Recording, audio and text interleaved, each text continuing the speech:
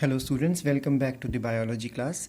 So in the last class we learned about the viral diseases. We learned that there are many communicable or infectious diseases which happen because of the agent which are called as virus or viral agents. So we learned about influenza, which is caused by influenza virus or myxovirus influenzae. We learned about measles, which is caused by rubella virus, chickenpox caused by varicella zoster, smallpox, which I already told you has been eradicated by variola virus, poliomyelitis, or which is also simply called as polio or infantile paralysis, but it has been discovered now that polio can happen even in the adult age also, which happens because of enterovirus or poliovirus.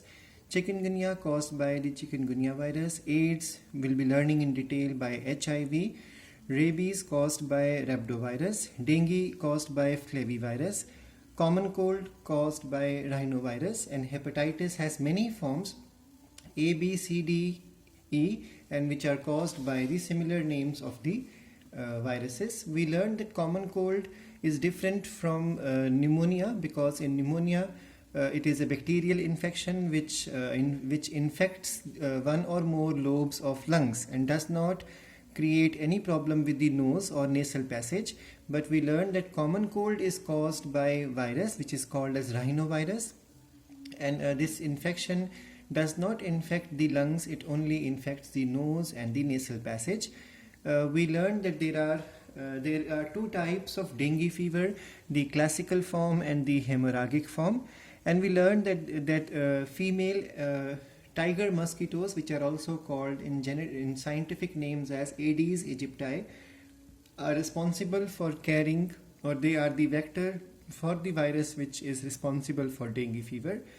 We learned that these mosquitoes are more active during the dawn as well as dusk.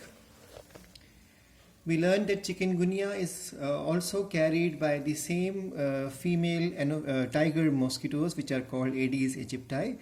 And we learned that in the chikungunya, arthritis of the joints happen, and there is photophobia, which is one of the main symptoms of chikungunya.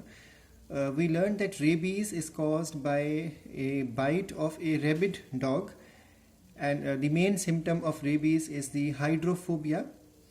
And 28th September is observed as World Rabies Day. And we learned that the poliomyelitis is caused by the picorna virus or poliovirus, and the main thing which it infects is the nervous system undergoes inflammation. And there are two types of polio vaccines possible, injectable and the oral one. We learned that swine flu is caused by H1N1 virus and avian flu is caused by H5N1 virus. And we learned that SARS, which is severe acquired respiratory syndrome, which is caused by coronavirus. Then influenza, which is caused by paramyxovirus or orthomyxovirus, and it happens to be transmitted with the help of airborne droplets, whether it comes out because of coughing or sneezing. And we learned about various types of hepatitis which are possible. Hepatitis means inflammation of the virus, inflammation of the liver, I'm sorry for that.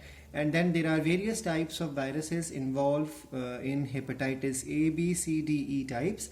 And even the virus can be of different type according to whether they carry DNA as genetic material or RNA, whether double strand or single strand. And it can be naked virus without any envelope, or it may carry an envelope around it. The most common one is the hepatitis A, which happens whenever there is an epidemic like floods or landslides in the hilly area. So in such situation, or tornadoes come or volcanoes come, in that case, when everything goes haywire, then there is no sanitization possible, there is no hygienic condition possible. So we learned that hepatitis A happens whenever there is an epidemic. This happens because of contamination of the food and the drinking water.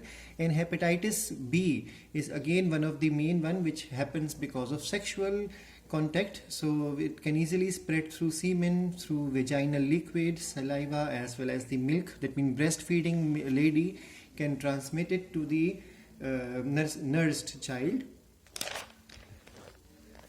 So we are going to start now with the new topic, and that is the protozoan diseases. if we go through the NCERT, we will find that